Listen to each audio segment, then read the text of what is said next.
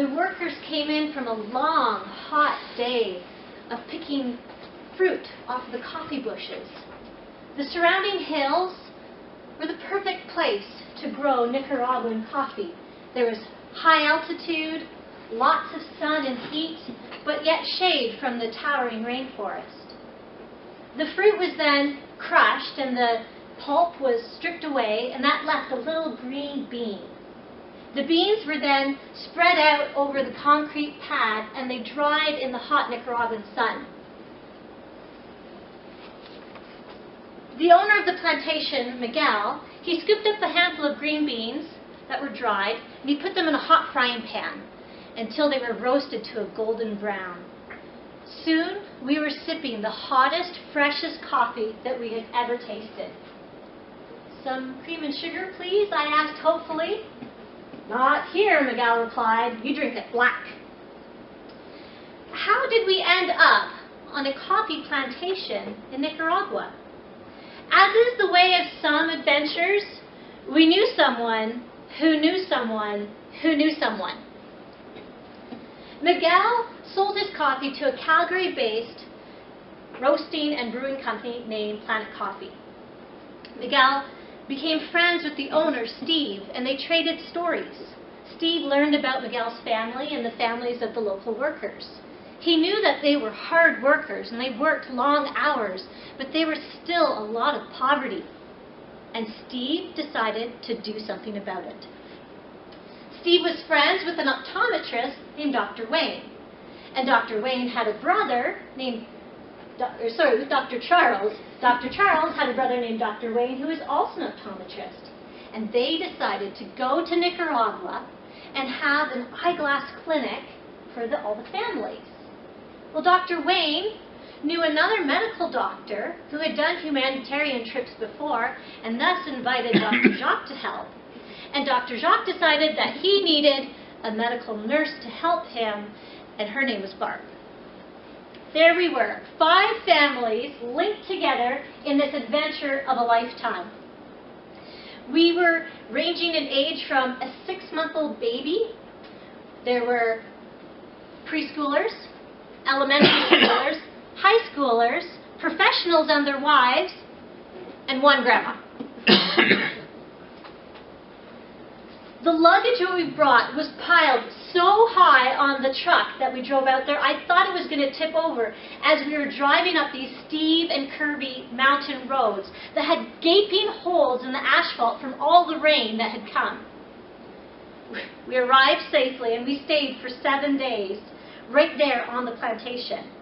They turned 4 storage rooms into examination rooms for Dr. Charles, Dr. Wayne, and Dr. Jacques.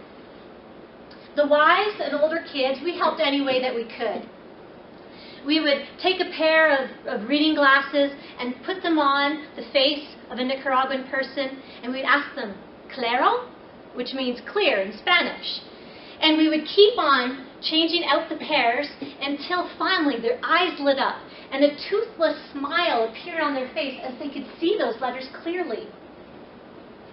Some people came to Dr. Jacques and received life-changing antibiotics for a serious infection. Others were given anti-parasitic meds, but Dr. Jacques knew that the parasites would come back. Was it really enough to give temporary relief? There was an old man who came limping in one time, and it was clear that there was something wrong with his hip. As his story unfolded, he had had polio as a child, and his hip had actually fused into the socket. There was nothing that this Canadian doctor could do to help him. The hours stretched on day after day. The needs were great without medical care in the area. Dr. Jacques could not turn anyone away, and he usually worked late into the night, skipping dinner and everything to help the people. On the final day of the clinic, we noticed a change in the appearance of the people coming in. We asked Miguel about the people who were walking in through the open gate. They were poorer than poor, tired, desperate, and in need.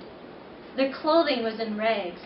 And Miguel told us that they had walked for hours and hours to come to this clinic where they heard there was a doctor and optometrists.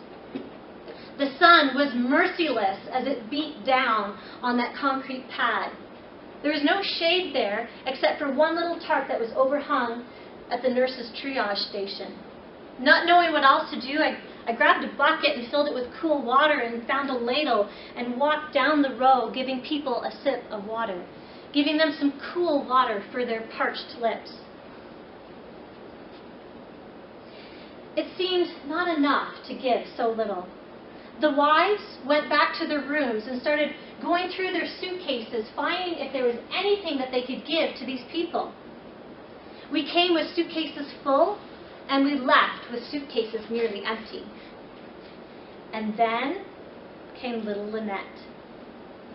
Lynette is Dr. Wayne's 4-year-old daughter. She had long brown hair and big, soft brown eyes. And she looked at the kids standing in line with their mothers.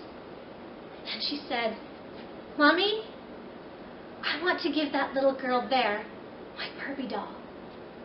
And her mom said, "Oh, sweetie, you just got that Barbie doll for Christmas just last week, and it's your special one." And she said, "Mommy, it's okay. I have another one at home." That little Lynette, she got it. She understood. Her heart was full of compassion and generosity. She knew that it was better to give than to receive. It's been 15 years since we were on that plantation in Nicaragua, and my heart still is moved by little Lynette and the love that she shed that day.